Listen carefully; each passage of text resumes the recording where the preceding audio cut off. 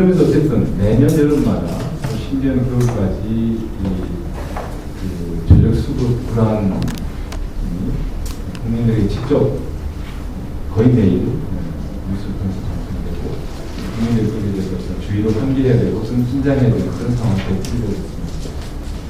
근데 이런 상황을 놓고 이게 단순히 어떤 시민들에게 소비 패턴이나 생활 양식의 문제가 아니라 그것을 결정된 여러 가지 정책, 정부의 어떤 정책이나 그것을 둘러싼 사회 환경들과 밀접하게 관련되어 있고 이런 걸 같이 점검하고 우리가 어떤 선택을 하냐에 따라 이런 상황들을 바꿀 수도 있고 그런 상황들이 악화되고 지속될 수 있는 그런 선택의 시점이라고 생각합니다. 저는 에너지 문제에 대해서 만성적인 수급 불안의 문제는 기본적으로는 유류세의 경우에 간접세이기 때문에 소득의 빈둥이 치는 그런 문제가 있습니다. 세 번째로는 높진 않지만 여러 가지 변수가 있어서 많은 갈등 구조를 갖고 있는 전기요금 이런 것들이 같이 점검되고 생각합니다. 오늘 프로그램은 그런 영역을 좀 높여서 박수로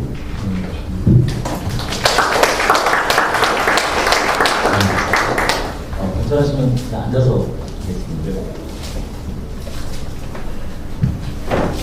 예, 제 발표를 맡게 된 저는 정보사업과까지 공사입니다. 오늘 그 주제가 에너지 가격세 대해서 올라가는 방향에 대한 건데요. 좀 들어가기 전에 최근에 제가 미래 보던 이동통신 공무원을 만났어요. 그분의 요즘 고민이 뭐냐 그랬더니 값싸고 질 좋은 이동통신 서비스를 내 아이들에게까지 어떻게 하면 줄 수 있을까를 고민을 합니다. 그러니까 그쪽은 어떤 그 지속 가능성을 염두에 두고 가격을 어떻게 인하할까를 지금 고민을 하고 있는 건데 저희 쪽은 값싸고 질 좋은 전기를 공급을 지금까지 잘했죠. 그런데 거기에 너무 매몰된 거 아닌가. 우리가 언젠가부터 좀 지속 가능성이라는 걸 좀 염두에 두고 있지 않고 있는 거 아닌가. 현재 상황이 계속된다면 과연 우리의 자식 세대, 자식, 이웃 세대들에게 값싸고 질 좋은 전기를 줄 수 있을까라는 고민이 있더라고요. 아마 이제 여러분도 다 아시겠지만 여름, 겨울 전기 줄이자 항상 캠페인을 하는데 이런 식의 그 어떤 수급 불안정이 계속 지속된다면 그리고 그것으로 우리 후속 세대들이 어려움을 겪는다면 제가 보기에는 그거는 지금 어떤 체제의 어떤 문제라는 구조적인 문제라는 거죠. 오늘 제가 이제 발표드릴 것은 그런 어떤 좀 사회자분께서 조금 이제 그 좁혀서 이렇게 얘기를 하셨는데 좀 큰 그림을 좀 보여드리려고 합니다. 먼저 제가 오늘 발표드릴 것은 현재 5가지가 되고요. 첫 번째로 다들 아시는 내용 잠깐 설명을 해드리겠습니다.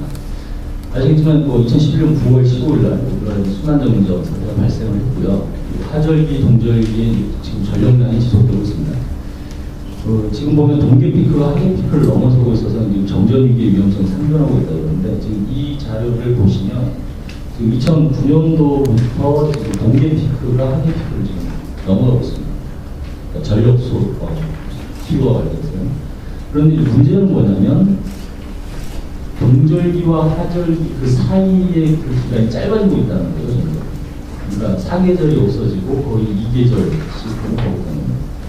그러니까 1년 12개월 내내 지금 전기 부족의 문제가 있다는 거예요. 물론 이제 여러 가지 원인들이 있겠습니다만 도시적인 시스템 빈난방이라든지 전기 공급, 그러니까 전기 수요가 좀 늘어나고 있다는 거죠. 거기에서 지금 최근에 여러분도 아시다시피 원전 공장이라든지 부품 위조, 미랑 송전도 오늘 신문에 나왔더라고요. 에너지 관련해서 사회적 수용성들이 악화되고 있습니다. 그러니까 예전에는 이제 정부 정책이면 무조건 받아들였는데 요즘은 삶의 질이라든지 지역사회의 어떤 이해관계 부분에서 상당히 사회적 수용성이 문제가 좀 발생하고 있습니다.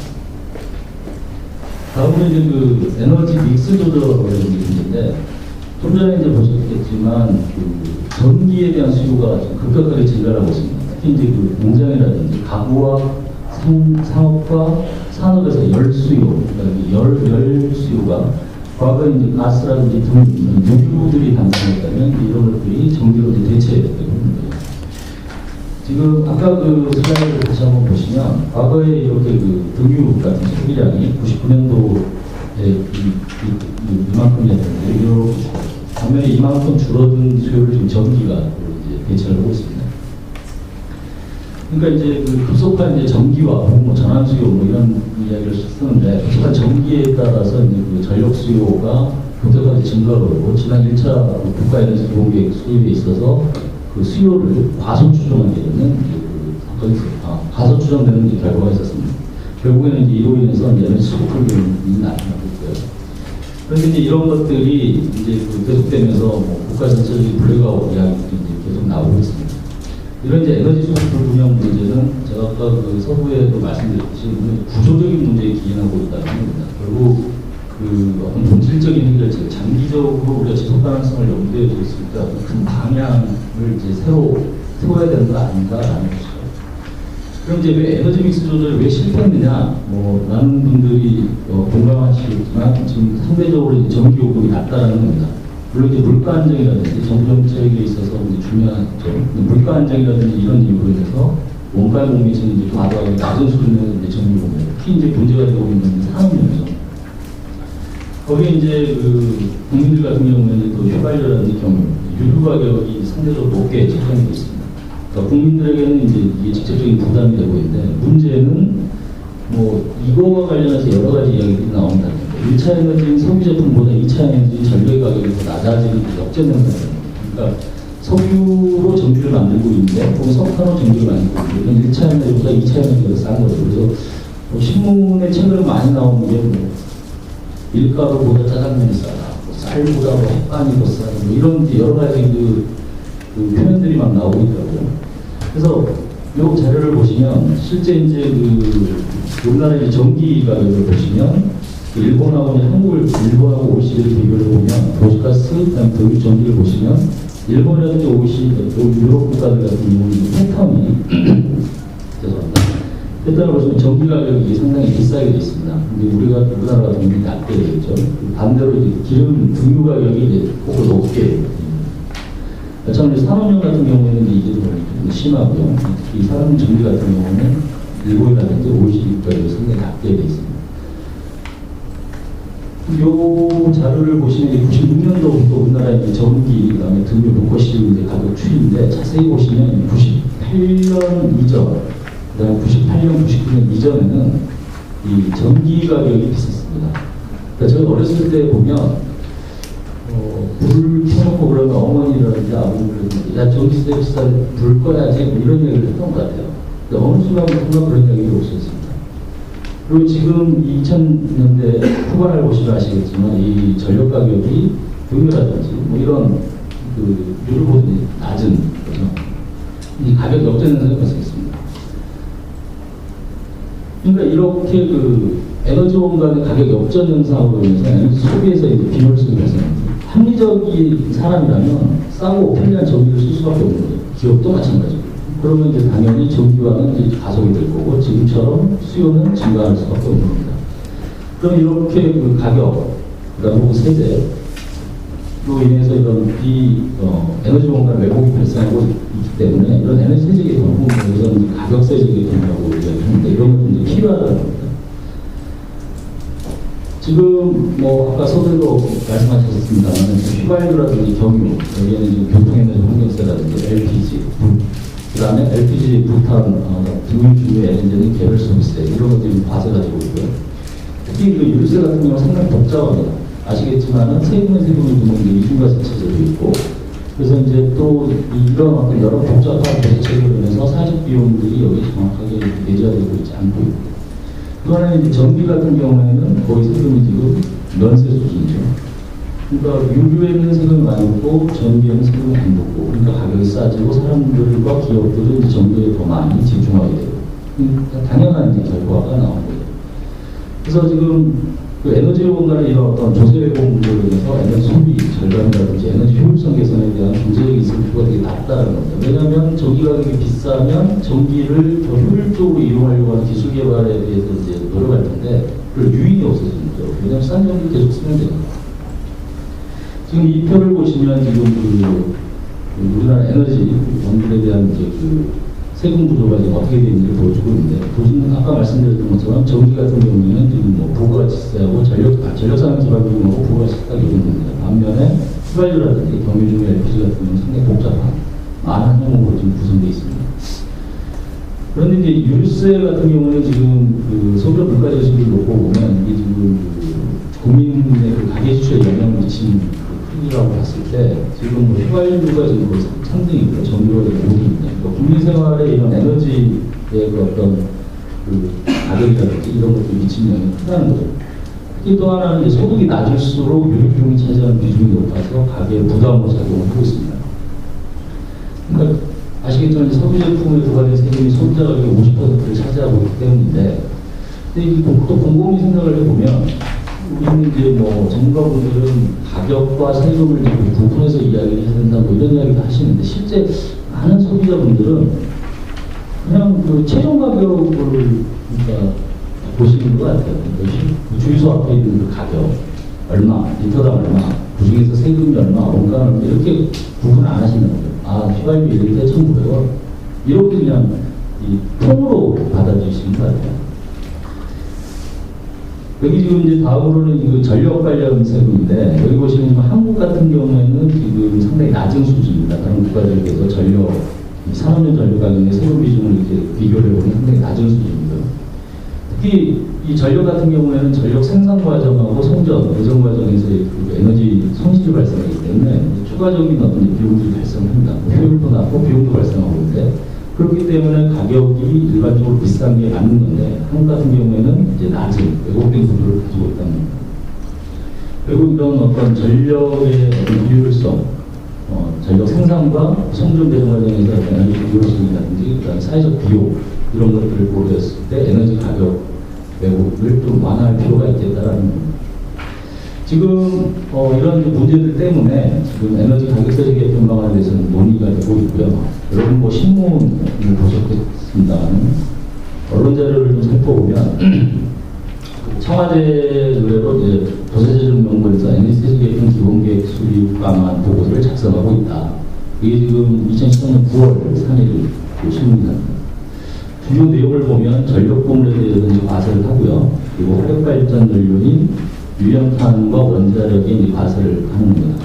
이게 이제 뭐 환경오염이라든지 사고 위험 대비 차원에서 이제 부과를 하는 거고요. 그다음에 전력 부분 인상분만큼 유류세 인하를 이제 뭐 제한하는 뭐 그런 것 내용이 있습니다. 그리고 이제 그 에너지 세제 개편에 있어서 조세적인 어떤 세제 개편안 이런 것도 있고요. 다만 이제 이거는 그냥 하나의 안인 거죠. 그런데 이제 뭐 또 그 다음 기사를 보면 뭐 그런 것도 결정된 거 없다. 뭐 이런 정부 발표도 있고 그렇습니다. 에너지 지금 이제 그 현재 논의되고 있는 것들을 보면 크게 이제 CO2라든지 혼잡 비용 같은 사회적 외부 비용을 이제 조금 가격에 반영하자, 세제에 반영하자라는 겁니다. 그래서 이제 특히 온실가스의 대부분을 차지하고 CO2라든지 대기 오염 비용, 교통 혼잡 비용 같은 그런 사회적 비용을 우선적으로 감안해서 제조적으로 한 거고요. 그 다음에 이런 것들뿐만 아니라 일곱 개 유종 유류 이외에 현재 이제 비과세하고 갖고 있는 석탄이라든지 전기 비용에 대해서는 추가적인 세금을 고려를 하고 있는 겁니다. 결국 이제 에너지 관련 세제를 환경세제로 개편하게 되는 건데, 여기서 나오는 뭐 탄소세 이야기들이 지금 나오고 있죠. 그리고 이제 향후에는 이제 뭐 이런 것들을 고려를 해서 이제 시행 시기라든지 이런 것들을 뭐 적절히 보겠다라는 거죠. 그런데 이제 제가 생각하기에는 단순히 그 특정 에너지 원별로 환경 비용이라든지 사회적 외부 비용만을 고려를 하게 될 경우에 현재 그 전기로의 전환 수요를 가속화하고 있는 그 원인을 해결하지 못할 수도 있겠다라는 생각이 드는 거죠. 무슨 말이냐면 어떤 사회적 비용을 반영해서 가격이라든지 세금을 조정을 하는 건데, 조정을 하고도 가격 역전이 해결되지 않는다면 전기료의 수요 증가는 계속된다는 겁니다. 그러니까 결국 무슨 말이냐면, 우리가 가격세제 개편을 하는 데 있어서 가장 첫 번째 기본 원칙은 아마도 에너지 공간의 어떤 그 연료당 가격을 보정에 좀 낮춰줘야 되는 거 아닌가. 원래대로 회복시켜주는 것이 우선되고 그 다음 해야 되는 거 아닌가 합니다. 그런 측면에서 이제 몇 가지 이제 원칙들을 한번 이제 생각을 해봤습니다. 첫 번째로는 이제 그 새로운 신규 세금이 이제 만들어질 때 국민들의 부담만 이제 일방적으로 늘어나는 것은 이제 적절하지 않다라는 거죠. 그래서 이제 어떤 조세부담 분별의 관점에서 어떤 이제 전기라든지 그런 것들이 새로운 이제 세금 항목이 신설될 경우에 다른 세금의 이제 경감이 필요하지 않냐라는 겁니다. 지금 여기서 이제 뭐 법인세라든지 유류세 경감이 이제 대안이 될 수 있다라고 지금 제안을 하고 있고요. 실제로 90년대 초 중반에 이제 유럽 국가, 핀란드라든지 네덜란드, 덴마크 같은 경우는 이제 탄소세를 도입하고 전기세를 인상하면서 개인의 소득세를 인하를 해주거나 아니면 법인세를 인하를 해주고 법인세의 어떤 항목을 이제 조금 붙여준다든지 이런 식으로 구성원들의 어떤 부담을 이제 조금 완화시켜주는 정책을 했습니다. 실제 이제 여기 지금 제가 이제 아마 자료에는 아마 없을 건데요. 휘발유라든지 경유 같은 경우에 보면 이제 뭐 관세라든지 개별소득세, 교육세, 주행세 등이 높은 세금이 부과되고 또 세금이 부과되는 이중과세 문제점이 있고 그리고 이제 많은 사람들이 이렇게 이야기합니다. 가격이 기름 한 방울 안 나오는 나라에서 휘발유 가격을 내리면 기름 소비가 늘어날 거다. 그런데 실제 유류 같은 경우에는 가격에 대해서 상당히 비탄력적이기 때문에 가격 변화에 따라서 이게 민감하게 바뀌지 않습니다. 유류 소비가 걱정하는 것만큼 크게 늘지는 않는다는 거죠. 그리고 또 경유차라든지 휘발유차에 어떤 기술 개발이라든지 기술 진보를 봤었을 때 과거의 어떤 이런 체제, 기존의 자동차 환경 정책은 조금 변화가 되어야 된다는 겁니다.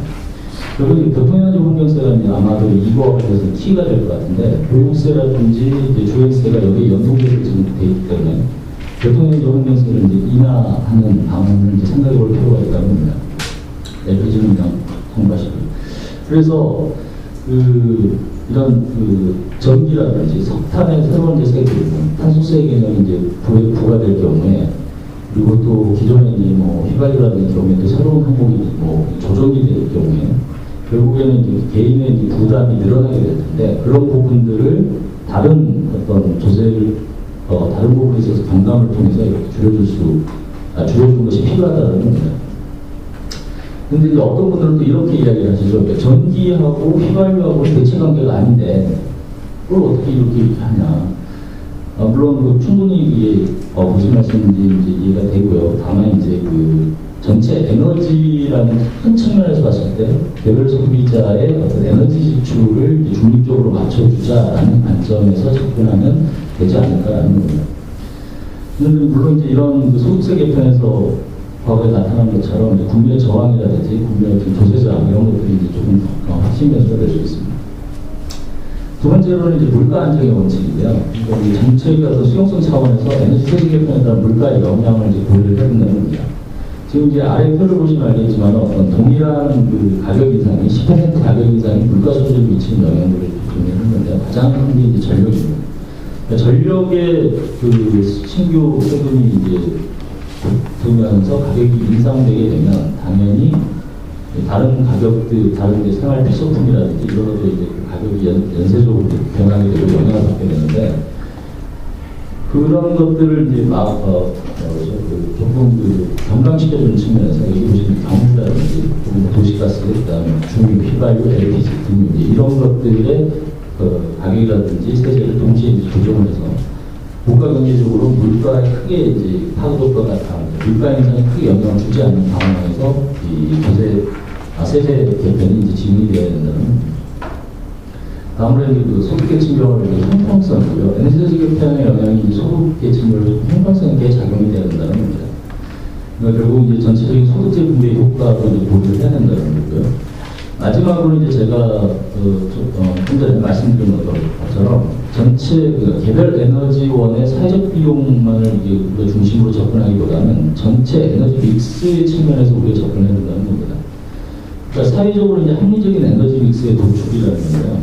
그리고 그 왜곡되어 있는 에너지의 어떤 소비 구조, 그리고 상대적으로 싼 전기에 대한 어떤 수요, 이런 것들을 받기 위해서는 각 에너지원 간의 가격이 상대 가격이 조정이 돼야 된다는 거죠. 지금처럼 전력이 상대적으로 계속 낮는다면 이 문제는 계속 지속되고, 지금 뭐 원자력 발전소라든지 송전파업 발등이라든지 이런 걸 놓고 보면 우리가 올 여름 지난 겨울에 경험했던 그런 수급 불안정은 앞으로 지속적으로 경험할 거거든요. 그래서 에너지원 간 이제 상대 가격 체계 개선을 통해서 시장 기능을 회복하는 것이 가장 중요한 것 아닌가 생각이 듭니다. 마지막으로 그 이제 결론을 말씀을 드리면 쭉 보시면 최근 발생하고 있는 우리 그 전력 수급 불안정이라든지 이런 것들은 결국 에너지 믹스 실패, 상대 가격 조정이라든지 이런 것들은 에너지원과 불균형에서 이제 이것들은 기인의 문제다라고 이제 생각을 하고요.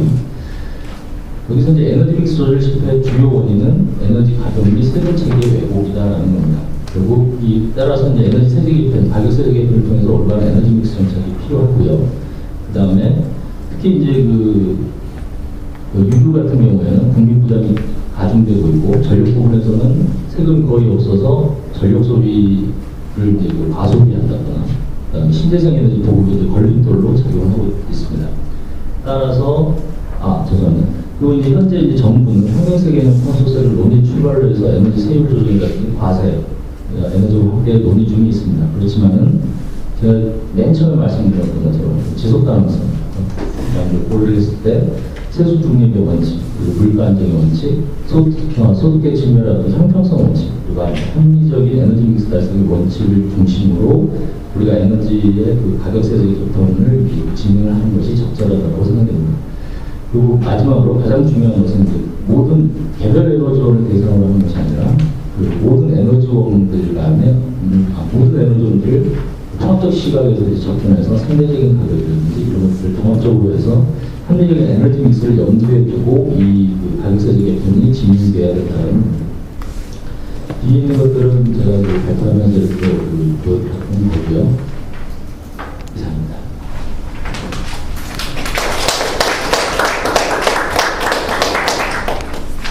네, 고맙습니다. 가격이 낮은 전기요금과 상대적으로 높은 유류 가격, 에너지원 간 가격 체계 왜곡이 지금 과도하게 전기 에너지 사용 집중으로 결과가 나타나고 있다는 말씀을 해주셨고요. 그에 따른 요금이나 세제 개편이 절실하다. 제가 추석에 시골을 다녀왔는데 제 집에 오래 옛날 기가 좀 낡아서 방이 3개 있는 집인데 그걸 바꾸는 형제들과 논의가 있거든요. 옛날도 본도를 살려야 된다는 말인데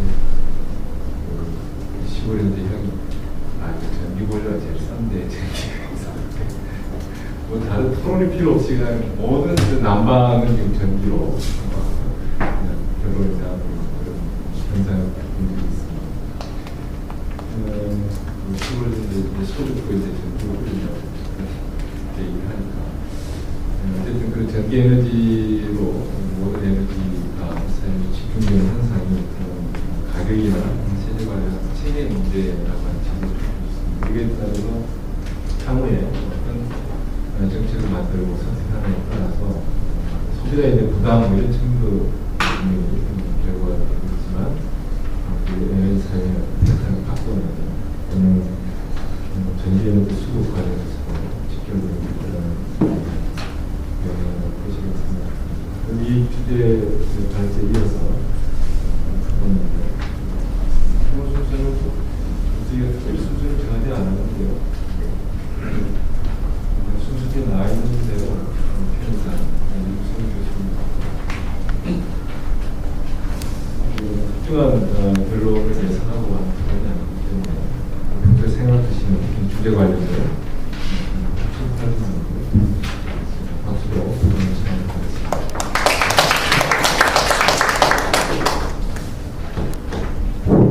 네, 안녕하십니까. 서울대학교 제작계는 박작가입니다. 조영상 교수님 발표 잘 들었습니다. 중요한 문제 제기를 많이 해주셨습니다. 해법과 관련된 방향에 대해서도 좋은 말씀을 많이 해주셨습니다. 많은 부분에 동의를 하고요. 제가 토론하고자 하는 것은 거기에 좀 덧붙여서 약간 좀 말씀드리고 또 중요한 점을 좀 확인하는 그런 내용도 말씀을 드리겠습니다. 토론 좀 모르겠습니다만 아무튼 올해 보면 불편 다 저뿐만 아니라 많은 분들이 상당한 불편하고 느끼셨을 거로 생각이 듭니다. 저도 국립대에 있다가 랜방 자체가 완전히 중단이 돼서 상당히 힘든 여력도 되고요.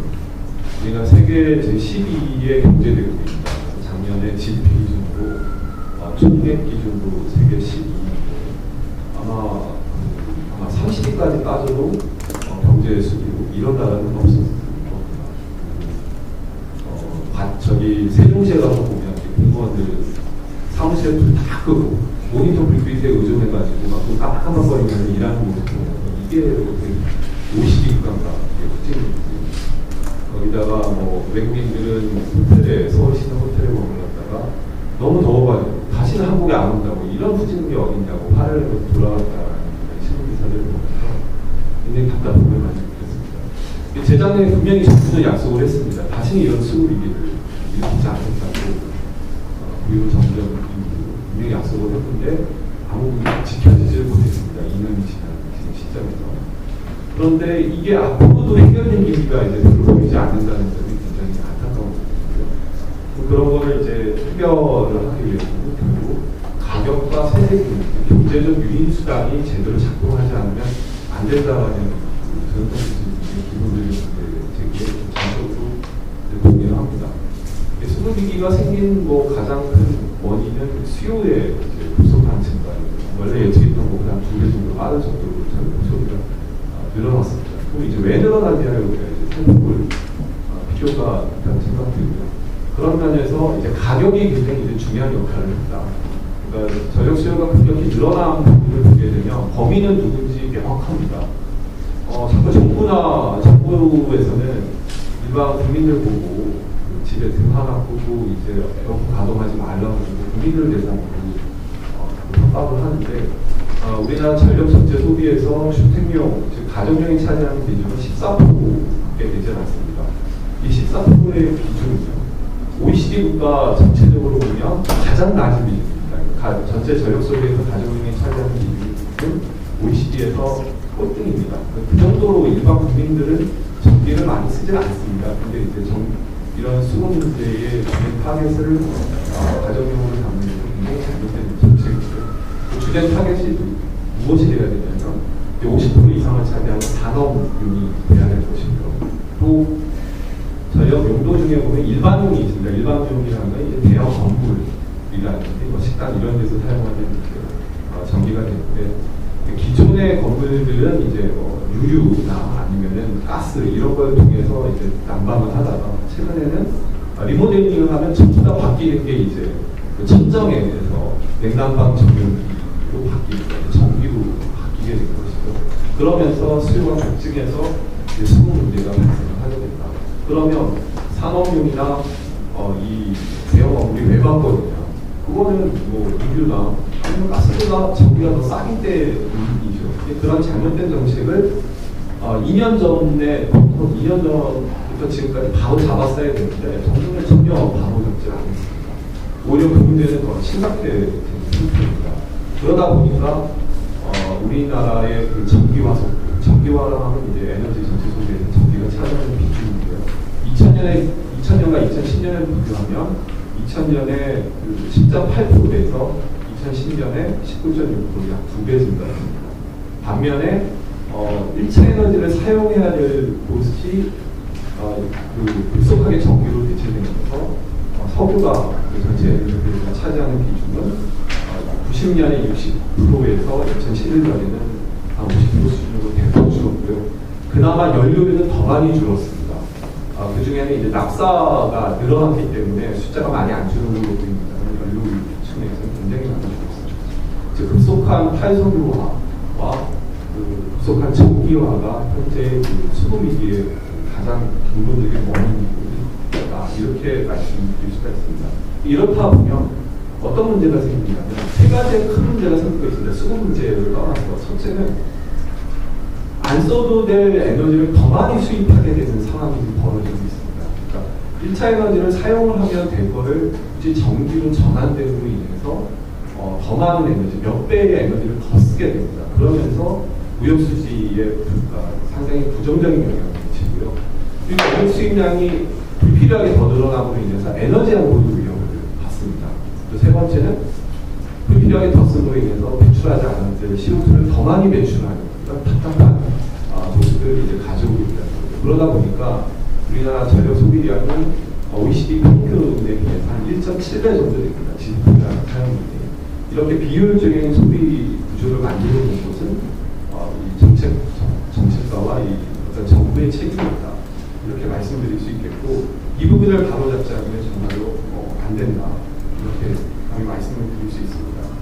그럼 이거를 이렇게 세 가지 문제뿐만 아니라 어떤 문제까지도 발생을 하고 있느냐, 그 에너지 복지 측면에서도 굉장히 역진적인 구조를 취하고 있다는 겁니다. 그러니까 서민들이 주로 쓰는, 그러니까 동유나 프로판은 사실 서민들이 쓰는 연료인데 이게 그 도시가스나 집단에너지 사업자들이 열이나 온수의 가격보다 월등하게 높다 보니까 오히려 그 가난한 사람이 에너지를 더 많이 지출해야 되는 굉장히 비정상적인 구조를 취하고 있다는 겁니다. 이러한 원인은 전기에 대해서 거의 면세 수준인 반면에 동유에는 과거의 특별소비세, 그러니까 골프나 요트용품하고 동일하게 부과되던 특별소비세가 골프용품과 요트용품에는 다 표시가 되는데 이 동유에는 여전히 부과가 되고 있습니다. 이른바 개별소비세로. 이런 과세가 제대로 되지 못하는 이런 부분들은 시정이 돼야 됩니다. 또한 결국 그 현재 이 전기 요금의 현실화율을 보면 작년 기준으로 85.7%였습니다. 그래서 원가에 맞춰주는 것은 당연히 뭐 공기열의 배속도 문제라든지 국민들의 효율적인 소비를 위해서 필요하고요. 뭐 원가 현실화만 가지고 이 전기요금과 1차 에너지 사이의 가격 경쟁이 해결되면 해결이 안 됩니다. 그러니까 그러니까 등유의 예를 들면 등유의 면세를 하더라도 부가가치세와 소비세를 폐지하더라도 여전히 전기가 더 쌉니다. 그 얘기는 전기에서 전력업체 생산에서 발생하는 여러 가지 사회적 비용이나 이 미량 상태에서 볼 수 있는 갈등들 이런 게 그 가격에 반영이 되지 않기 때문에 발생하는 문제입니다. 그런 부분들을 다 반영을 할 필요가 이제 있다는 겁니다.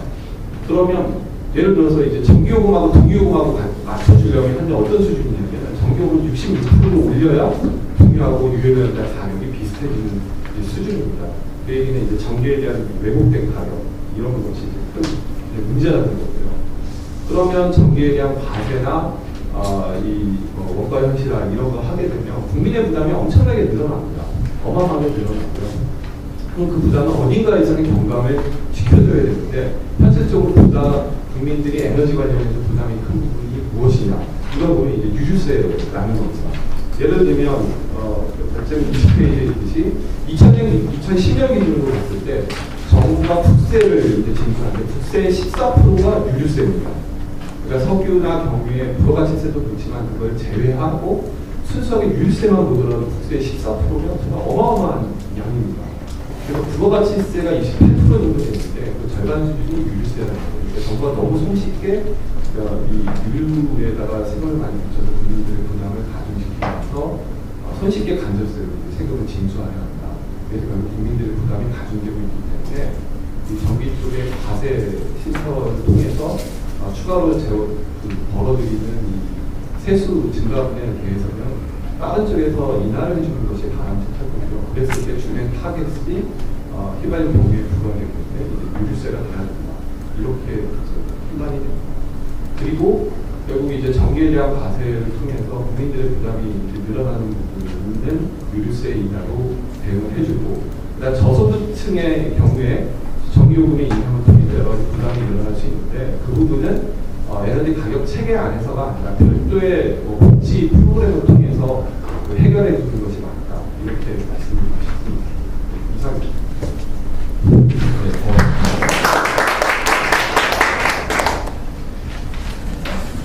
몇 가지 중요한 일반 소비자들은 잘 접할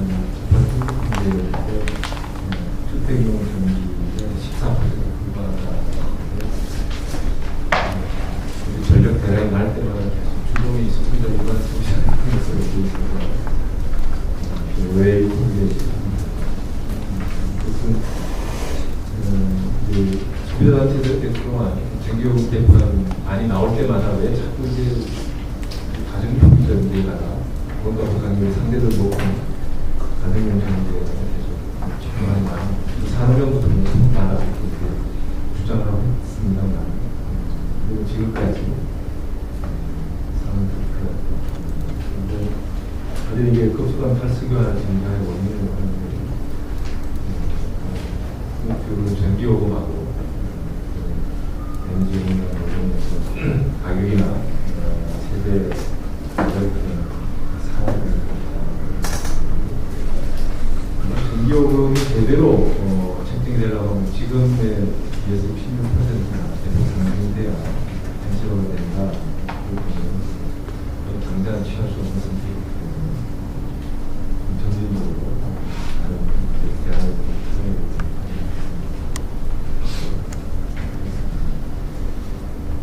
지난 여름에 저도 이제 서울 시청이라는 회의를参加하고 있는데, 우선 여름에 관공서 회의를 간 겁이 납니다. 어떤 경우는 다행히 회의실만 영광식 가공을 크게 약속하고 있는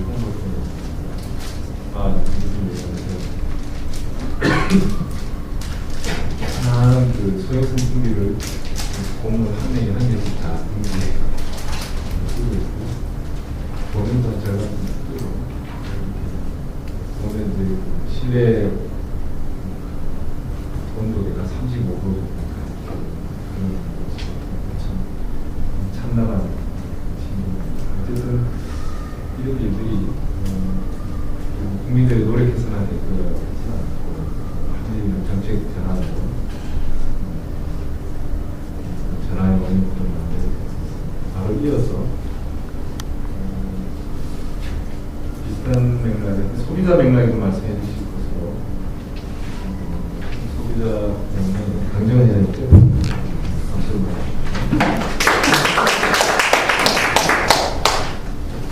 네, 안녕하세요. 소비자님 강정입니다. 소비자 입장에서 얘기할 거는 예상을 하고 있다고 생각해서 사실 앞에 발표하신 내용하고 크게 다를 것 같지는 않습니다. 근데 지금 그동안 그 에너지 가격, 특히 전기요금에 대한 얘기가 굉장히 많이 나오면서 소비자들이 굉장히 불편하고 불안한 마음이었어요. 여기다 이제 세제 개편 얘기까지 나오면서 이건 요금 인상에 이게 새로운 세금까지 붙어서 여기 전기 이제 마음 놓고 쓸 수 없고, 사실 마음 놓고라는 것도 이번 여름을 아마 상상하시면 제대로 편하게 전기를 쓸 수 있었던 사람은 거의 없었다고 생각이 들거든요. 근데 이제 이 두 가지를 한꺼번에 소비자들이 감당을 해야 되느냐는 불안감이 있게 되는데요. 지금 사실 소비자 가정에서 주요 에너지원이 거의 전기화가 되어 있기 때문에 그 생활 패턴을 당장 바꾼다는 건 굉장히 어려운 일이에요. 앞에서 얘기가 됐듯이 우리나라 그 가정에서의 일반 가정에서의 전력 소모량은 OECD나 보통 얘기하는 거에 대해서 가속이다 얘기를 하지만 실제 사용량은 굉장히 적은 걸로 지금 나타나 있습니다. 그러니까 저희가 소비자 단체에서 수십 년간 계속 그 에너지 절약 캠페인들을 해왔는데요. 올 여름에는 그런 캠페인을 하고 싶지도 않았어요. 더 이상 어떻게 소비자들한테 에너지를 절약해서 전기를 아껴라고만 얘기를 할 수 있는 그런 마음입니다. 그래서 어쨌든 이런 전기요금 인상 특히 여기 앞에 발표하신 대로 세제를 개편하면서 전기는 그동안 세금이 거의 부과가 안 됐으니까 어느 정도 적절한 세금 부과가 필요하고 휘발유 같은 그 유류세는 인하를 해야 된다는 얘기를 하셨는데요. 그 방향성이나 앞으로 개편 방향이나 그렇게 에너지 원가의 어떤 형평성이나 효율을 높이기 위한 그런 개편은 필요하다고 생각되지만 자칫 또 이게 잘못하다가는 그동안 휘발유나 이런 유류에 대해서 세금 인하에 대한 요구가 굉장히 많았음에도 불구하고 전혀 움직이는 게 없었는데요. 결국은 잘못하다가는 전기 요금에 대한 세금만 새로 부과되고 전기 요금만 인상되는 그런 결과를 낳지 않을지에 대한 우려도 있습니다. 그리고 또 하나는 이제 전기 요금하고 관련해서는 사실 그동안 전력 기반 기금이라고 해서 요금에다 일정 부분 산업 발전을 위한 전기 산업분의 어떤 에너지 산업분의 발전을 위한 기금을 조성해서 소비자들로부터 이용자들로부터 거두었는데요. 그 전력 기반 기금도 이제 거의 준조세적 성격을 갖고 있는 이것을 그냥 그대로 지속해야 되는지 생각을 해볼 필요가 있다는 생각입니다. 요금 인상만이 중요한 게 아니라 지금 전력기관 기준은 실제로 그 사용 내용을 보면 원자력에 대한 홍보라든지 아니면 안전 사용에 대한 그 점검 같은 비용에 사용한다든지 그리고 또 저는 그 사용 내용들을 보면 그 에너지를 생산하는 회사에서 정말 자기네가 부담해야 된다고 생각되는 비용까지 그 전력기관 기금에서 지원을 받는 그런 형태도 많이 있었던 것 같습니다. 그래서 전력기관 기금을 오히려 그 요금 인상분을 좀 상쇄할 수 있는 용도로 사용을 하거나 그 요율을 좀 낮춰주는 거죠. 그리고 지금 많은 그 기금들이 그냥 적립된 형태로 쌓여있는 몇 주씩 쌓여있는 것도 있는데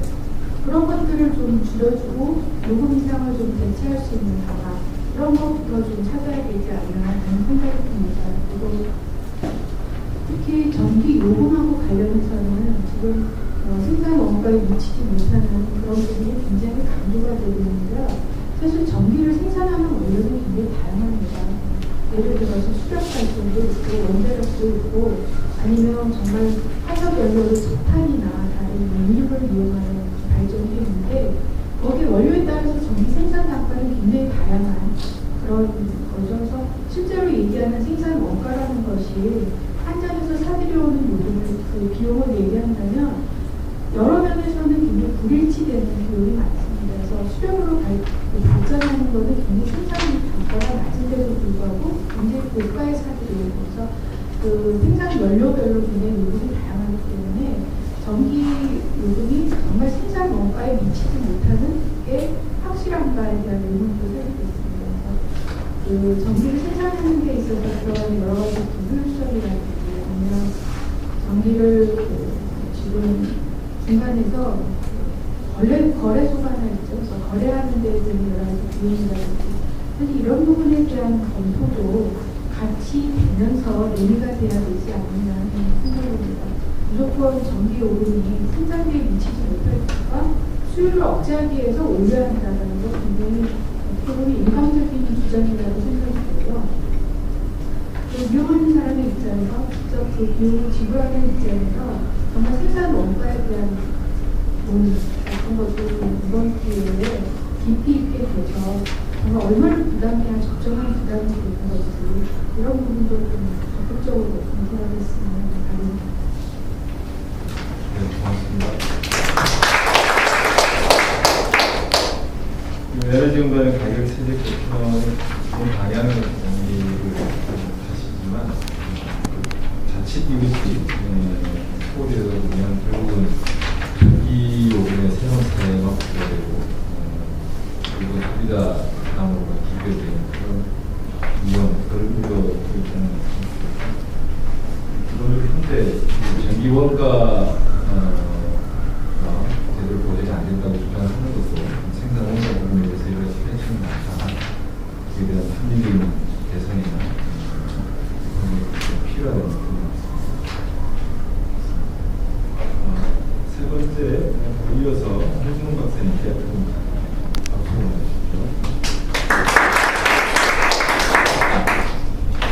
발제자분 앞에서 해주신 발제자분과 토론자분 말씀 잘 들었고요. 좋은 말씀 많이 해주셔서 제 토론은 결정대로 간략히 진행하도록 하겠습니다. 제 때는 우선 이제 에너지 가격 체계 합리화 방안에 대해서 이제 고민을 해보는 것이고요. 최근 들어서 이제 이런 얘기들이 많이 나오는 이유는 제가 봤을 때는 기본적으로 에너지원 사이의 어떤 상대적인 가격 체계가 공급 원가라는 것을 제대로 반영하지 못해서 그래서 이제 공급 원가라는 걸 어떻게 우리가 정의할 것인가 하는 문제는 차차고 보더라도 이 공급 원가를 제대로 반영하지 못해서 수급 구조가 왜곡되는 현상을 있기 때문에 이제 국민들이 그 수급 구조 왜곡 현상을 막기 위해서 이제 수요를 거꾸로 이제 억제하고 이러다 보니까 불편이 초래가 되고 그래서 이제 생기는 여러 가지 사회적 문제 때문에 그런 것들이 이제 사회적 이슈화가 되고 있는 것 같아요. 그래서 특히 이것이 이제 어디서 드러나냐면 전기 요금이 이제 우리 그 공급 원가를 제대로 반영하지 못하고 지나치게 낮게 책정돼 있기 때문에 전기 요금이 낮으면 당연히 이제 전력에 대한 수요가 그렇지 않고 우리가 이제 그 어떤 그 삶의 어떤 수준이 높아지거나 소득이 높아짐에 따라서 고급 에너지인 전기에 대한 수요가 증가하기 마련인데 이 전기 요금이 제대로 이제 원가를 반영하지 못하는 것 때문에 더 그것보다 더 급격하게 증가를 하는 것이죠. 그래서 이 전기 요금이 작게 책정이 되는데 그 단적으로 그게 나타나는 사례를 하나를 말씀드리면 우리 그 전기로 이제 냉난방을 하는 곳과 지금 그런 것처럼요. 그리고 가스로 이제 냉난방을 예전에는 이제 가스 냉난방 시설이 뭐 상업시설이나 아니면 대규모 이제 주거시설에도 등등 있었는데 이 둘을 이제 비교를 해보면 적어도 전기 냉난방 비용이 가스 냉난방 비용에 비해 15% 이상 저렴한 것으로 나타나는데요. 이거는 이제 숫자로 말씀드리면 가스 냉난방 비용을 100으로 만약에 잡는다라고 한다면 전기 냉난방 비용은 85 이하가 되는 것이죠. 그래서 이게 아까 발제자분께서도 말씀을 해주셨던 그 햇반이 쌀보다 싼 현상 그거에 이제 어떤 수치적인 사례가 되겠습니다. 근데 이게 왜 문제가 되느냐를 우리가 이제 생각해 보기 위해서는 전기가 이제 어디서 오느냐를 생각을 해봐야 되는데 전기가 그냥 떨어져서 전기가 아니라 사실은 전기는 어떤 1차적인 에너지원을 사용해서 우리가 이제 발전을 해서 얻는 것인데 전력 피크 시간대, 하계가 됐든 동계가 됐든 전력 피크 시간대에 주요 이제 전력 공급원을 생각해 보면 그 피크 시간대에 추가되는 전력 생산을 담당하는 부분은 사실 가스 발전이거든요. 근데 이 가스 발전으로 전기를 만들어서 이 가장 더울 때나 가장 추울 때 냉난방용 그 전기를 떼서 하는데 그 비용이 실제로 우리가 원래 가스 발전을 했던 그 가스를 실제로 도시가스로 끌어다가 냉난방을 할 때에 비해보다 더 싼 그런 현상이 발생하는 것이죠. 그래서 이러한 비용 역전으로 인해서 생각해 보시면 예전에 2000년대 초반만 해도 이런 대형 주거시설이나 상업시설에 우리 그 가스 냉난방이나 아니면 분유 난방 이런 시설들이 많이 있었는데 그런 것들이 전기요금이 이제 낮게 유지가 되면서 거의 이제 없어졌고요. 그래서 이런 거를 포함해서 다른 여러 가지 현상에 의해서 전기로의 급격한 에너지 수요 쏠림 현상이 나타났다는 것입니다. 그걸 쉽게 이제 전기화 혹은 전력화 현상이라고 부르는데요.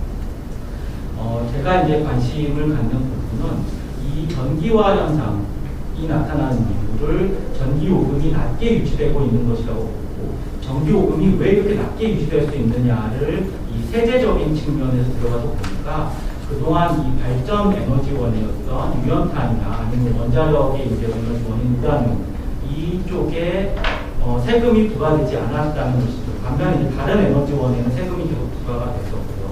근데 이 세금이 부과되지 않는 것이 이제 어떤 문제가 되냐면 사실은 이렇게 에너지원이라는 것들은 시장에 의해서만 결정된 가격은 어떤 우리가 에너지원을 이용하는 데 있어서요. 사회적 비용 이런 것들을 충분히 반영하지 못한 상태에서 이제 가격이 결정될 수가 있습니다. 가격이 사회적 비용을 포함하지 않기 때문에 가격이 더 낮게 형성되는 것이죠. 이런 사회적 비용들을 이제 고려를 했을 때에 비해서 이런 걸 이제 새로운 외부성을 내부화하지 못한다 이렇게 표현을 하는데요.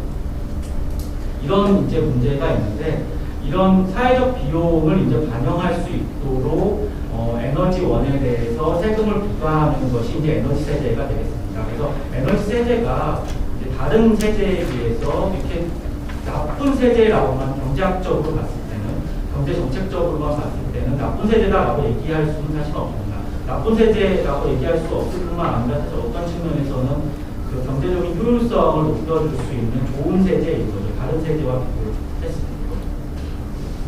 그래서 지금까지 이 발전 에너지원인 유연탄과 우라늄에 대해서는 어떤 면에서는 소비세가 부과되지 않는 일종의 특혜가 주어져 왔고, 부가세나 다른 이제 부담금을 포함한다고 하더라도 다른 에너지원과 비교해서 이제 적은 세금이 부과되었다. 이것이 이제 저와 저희 연구원의 이제 어떤 문제 의식의 출발점이 되겠습니다. 그래서 반면에 전력과 이제 대체 관계가 있는 그 등유나 난방에서 쓰이거나 아니면 이 도시가스에 해당되는 LNG에 대해서는 개별 소비세가 과세되어서 최종적으로 소비자 가격이 높게 형성되었고, 그 결과 우리 이제 일반 국민이나 소비자분들이 이런 1차 에너지원을 덜 사용하게 되고 1차 에너지원으로 생산된 2차 에너지원인 전기를 생산해서 냉난방을 하게 되는 그런 이제 상태가 현상이 이제 발생하게 된 것이죠. 그래서 이 조세 정책을 앞으로는 좀 더 적극적으로 활용을 해서 에너지원 사이의 어떤 상대 세부담 구조를 조정을 하고, 이로 인해서 이제 어떤 에너지원 간의 과세 형평성을 높여서 에너지 가격 및 수급 구조의 왜곡 현상을 이제 바로잡을 필요가 있다라는 것이 기본적인 어떤 출발점이 되겠습니다.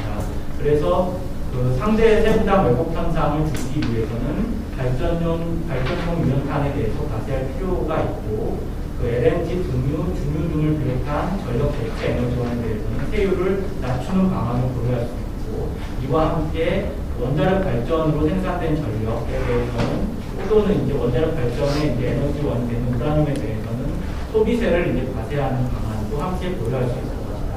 그래서 이러한 안들을 고려하는 데 있어서 기본적으로 에너지원 사이의 과세 형평성이 핵심적인 이제 어떤 논리적인 근거가 되어서 어떤 세율을 우리가 고민해 봐야 한다라는 것이 제 의견이 되겠고요. 그래서 이제 그 지금까지 발전 에너지원에 대해서 과세가 되지 않았고, 이로 인해서 부분적으로 다른 이제 여러 가지 요인이 있기도 하지만 부분적으로 전기 요금이 낮게 책정되어서 전기 소비 증가를 이제 촉진해왔고, 이런 전기 소비가 이제 전반적으로 증가하다 보니까 그 소비를 이제 이런 요금을 조정해서 억제하는 것이 아니라 실제로 생활에서 이제 억제를 하다 보니까 국민들이 사실은 불편이 높아졌던 것이죠. 그래서 어떻게 보면 전기 요금을 높이는 것이 반드시 나쁘다고 볼 수 없는 게, 요금을 조정해서 자발적으로 이제 우리가 조정하도록 하면 강제적으로 뭐 등을 끄거나 아니면 극단적으로 순환 단전을 해야 되는 이런 상황까지 발생하지 않는 그런 불편을 감수하지 않을 수도 있다는 측면에서 전기요금 조정이 반드시 나쁘다고 볼 수는 없을 것 같습니다. 그래서 이렇게 전기 발전 에너지원에 대해서 신규 과세를 할 경우에 우리가 이제 전기 대체 에너지원에 대해서 감면을 해서 전기 소비 대체 효과를 이제 높일 수도 있고요. 이 전기 소비 대체 효과뿐만 아니라 전반적으로 이렇게 세제를 조정할 경우에는 국민 경제의 전반적인 이제 에너지 세부담 수준이 높아지지 않고 세수 중립적인 방안을 고민해야 되는 것입니다. 그래서 이 발전용 유연탄이나 혹은 원자력이 됐든 과세에 따른 세수 증가 등을 활용해서 기존의 어떤 에너지세 부분을 이제 감면을 해주고, 이와 함께 그 전기 요금이나 이런 공공 요금들이 에너지 관련된 공공 요금들이 조정이 돼서 만약에 저소득층의 부담이 늘어난다라고 한다면 저소득층의 에너지 소비를 포함해서 아니면 이제 소득을 직접 보조하는 방안이 됐든 직접 지원하는 방안을 이제 함께 고려하는 어떤 세수 중립적인 방안을 우리가 만들어야 됩니다. 그래서 이렇게 함과 동시에 이제 에너지 세제 및 전기 요금 체계 조정이 이제 물가에 좀 미치는 영향이 있기 때문에 이런 것들을 함께 고려를 해서 방안을 수립해야 된다라는 것입니다. 네, 고맙습니다. 아무래도 이게 지금 1차 에너지, 2차 에너지가 가격이나 생태의 어떤 불균형 등이 발생하는 에너지 사용 패턴에 대해서 현상들을 같이 듣고 있는데 처음 인사 소개해드리고 또 이어듣겠습니다. 자, 먼저 죄송합니다. 문제를 드리겠습니다. 현재 정치교환부라고 있고 에너지공개에 참여하겠습니다. 예, 또 지금 가장 핵심적인 우리가 역시 전기요금 문제이고 그 전기요금 정상화를 위해서는 여러 가지 좀 충격적이라고 해서 굉장히 큰 폭의 인상이 사실 많이 요구되고 사실 제일 큰 문제가 역시 산업용이 아니었나 이렇게 생각이 듭니다. 물론 이제 주택용도 연동돼서 인상될 수 있겠지만 지금의 누진제 때문에 사실 한전이 쉽사리 주택용 요금을 동시에 인상시키기는 어렵지 않겠는가라는 생각을 하고 있고 주택용 요금은 그래서 누진제 문제가 해소된 이후에 검토될 수 있지 않겠는가 생각합니다. 그런 측면에서 이제 산업용 전기요금 문제를 먼저 구체적으로 말씀드리면은 제가 시간을 절약하면서 간단하게 준비한 상품들을 가지고 말씀드리면 비트로요.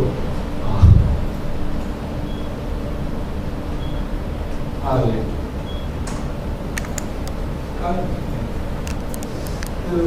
지금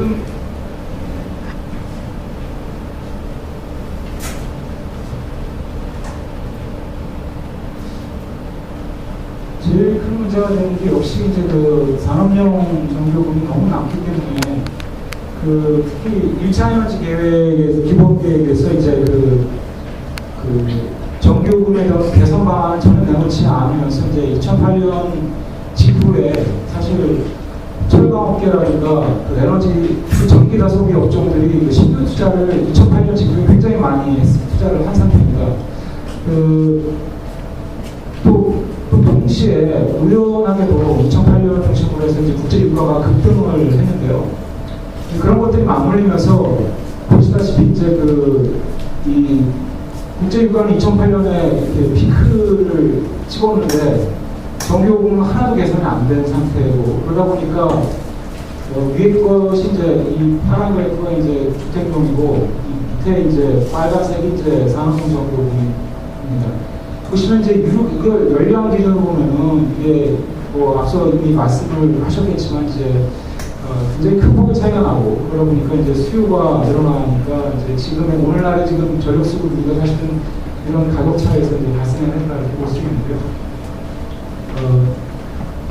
이런 일은 이제 해외에서 일어나지 않는 상황이고 그래서 요금의 어떤 당위성 이런 부분 측면에서는 너무나 잘 지적을 해주셨다고 봅니다. 이게 이제 발전을 방향으로.